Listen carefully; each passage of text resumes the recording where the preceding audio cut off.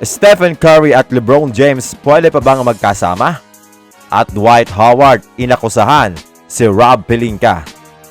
Halo-halong emosyon ang naramdaman ng mga fans nang pumirma si Stephen Curry ng 1-year contract extension sa Warriors worth $62.6 million na magpapanatili sa kanya sa team hanggang 2026-27 NBA season.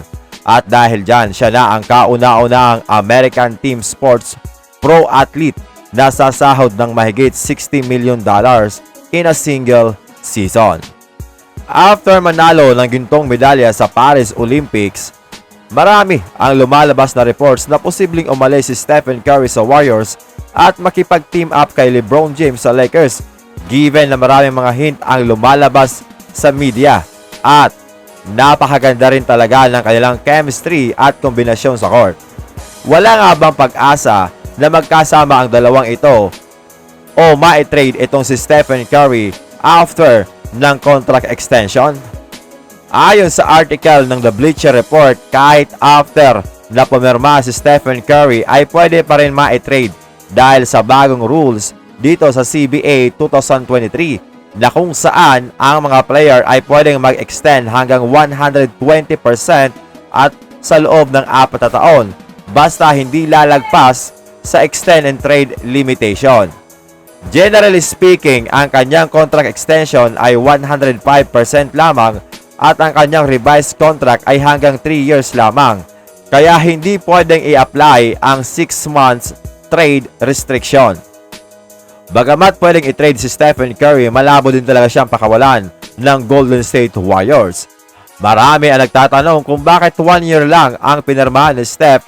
Sinyalis na ba daw ito na hindi siya committed sa Warriors at balak talagang umalis dito? Lalo tinanggal niya pa ang Warriors sa kanyang Instagram bio. Ang issue dito kay Steph ay ang kanyang edad na 36 years old na sa ngayon at nasakop na siya ng over 38 rule na naglilimita lamang sa kanya hanggang 3 taon.